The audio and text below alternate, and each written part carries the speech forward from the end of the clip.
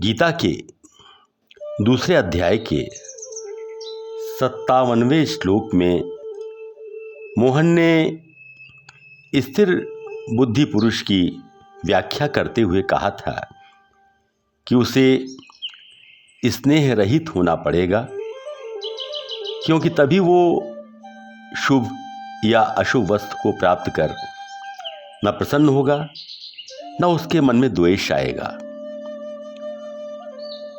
58वें श्लोक में मोहन इसी विषय पर और अधिक स्पष्टीकरण देते हुए कहते हैं, यदा संहर्ते चायम कूर्वोऽङ्गानीव सर्वशः इंद्रिया पीडीन्द्रियार्थेभ्यस्तस्य प्रज्ञा प्रतिष्ठिता।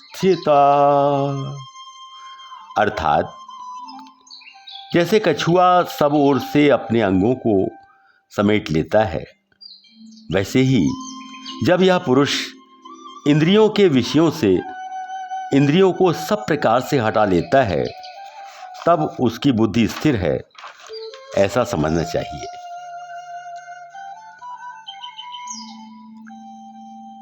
गिरधर ने पिछले श्लोक में तो स्नेह रहित होने की बात कही ही थी। अब इस श्लोक में उन्होंने जो कछुए का उदाहरण दिया है, आइए उस पर केंद्रित करते हैं अपने आप को।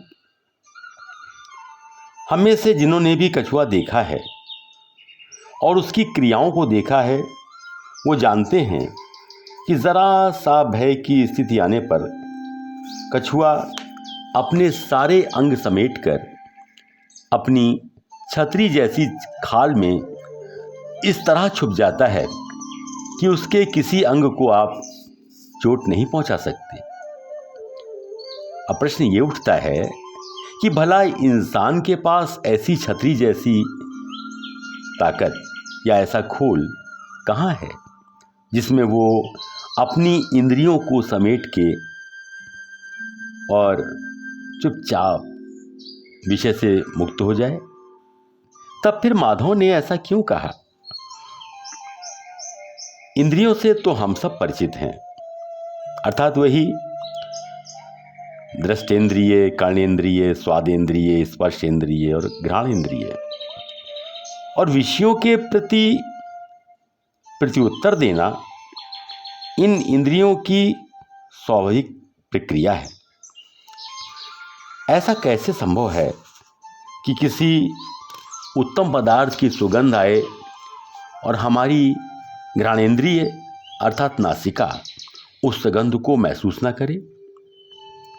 कोई सुरीला स्वर कहीं से उठे और हमारी कर्णेंद्रिय अर्थात हमारे कान उसको न सुने? जब ये स्वाभाविक है तो भला बनवारी ने ऐसा क्यों कहा? लेकिन मधुकर जैसा तत्वज्ञानी अगर ऐसा कह रहा है तो उसके पीछे कोई ना कोई तत्व तो होगा। आइए जरा इसी पर पहले विचार करते हैं। इसे एक उदाहरण से समझने का प्रयत्न करते हैं। मान लीजिए कि आप अपने कमरे में बैठे हुए हैं और कोई गहरा मंथन आपके दिमाग में चल रहा है। आपकी आंखें भी खुली हैं। बाहर द्वार पर किसी ने द्वार खोला और वो आराम से चलता हुआ आपके कमरे में आ गया। आते ही उसने कहा, कहो भाई क्या हो रहा है? तब आप चौंके, तुम कब आए? मुझे पता ही ना चला। अब जरा सोचिए कि आपने ना तो उसके आने की आहट सुनी, ना ही आपकी दृष्टि उस पर पड़ी, जबकि कमरे का द्वार लगभग आपके नेत्रों से थोड़ा ही दूर तो था। हालांकि सामान्य स्थितियों में बाहर जरा सी आहट होने पर आपके कान खड़े हो जाते हैं। आपकी कर्णेंद्रिय और दृष्टेंद्रिय की क्रियाएं उस समय इतनी सुस्त कैसे हो गई जब वो व्यक्ति आया?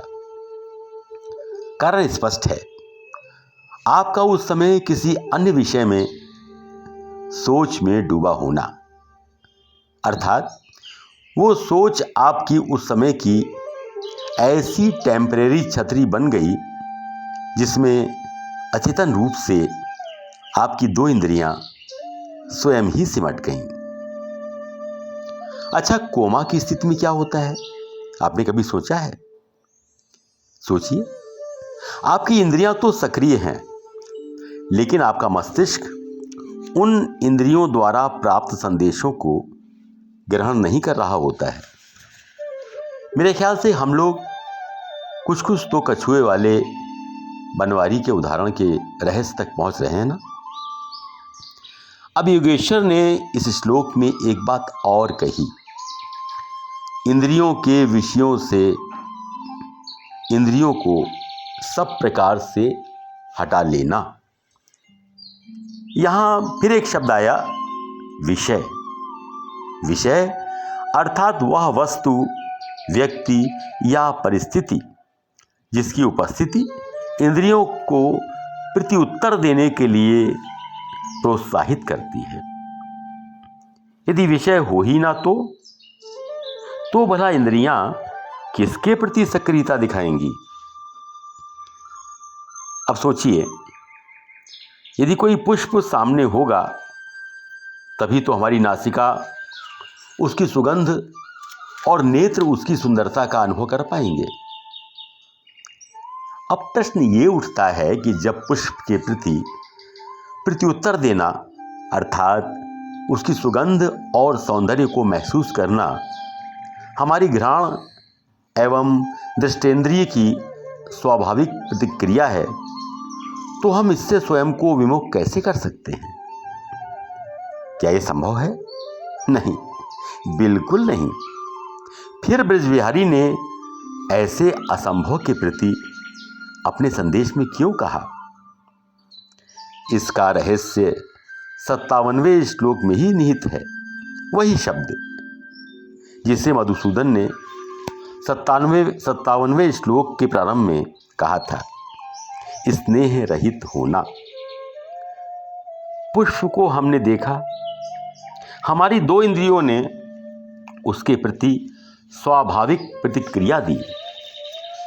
जरा सोचिए कि उसके बाद का क्या क्रम होगा। आपके मन में उस पुष्प के प्रति एक लगाव उत्पन्न होगा। अब उसके बाद आप क्या करेंगे, यह लगाव की तीव्रता पर निर्भर करेगा।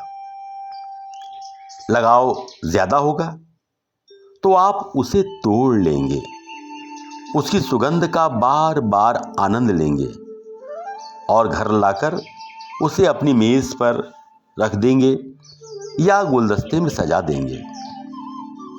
और अगर इसके लिए किसी ने रोका तो आप उसका विरोध करेंगे, और अगर उसने ज़्यादा कुछ कहा तो हो सकता है कि आपका विरोध हिंसा में बदल जाए। अब मान लीजिए कि ये लगाव इतना कम हो कि आपने पुष्प को देखा, एक सेकंड उसकी गंध और रूप को अनुभव किया और आगे बढ़ गए। यह लगभग स्नेह रहित होने की स्थिति है। ना तो ये कोमा वाली स्थिति है जहां इंद्रियों के होते हुए भी मस्तिष्क इंद्रियों से प्राप्त स्वाभाविक संकेतों को ग्रहण नहीं करता, और ना ही ये तीव्र लगाव वाली जहां किसी वस्तु को किसी भी मूल्य पर किसी प्रकार पा लेने की, उस पर अधिकार कर लेने की इच्छा आपको कोई भी एक्शन लेने के लिए मजबूर कर देती है। मित्रों, कुछ कुछ यही स्पष्ट चिंतन है जो मोहन हमें समझाना चाहते हैं।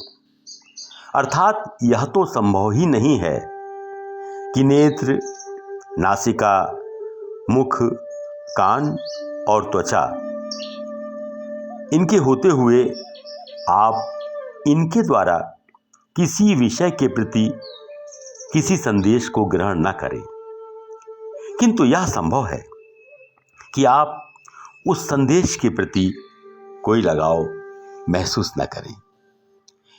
मित्रों, इसके आगे भी हम इस विषय पर बात करेंगे, लेकिन अगली कड़ी में। धन्यवाद।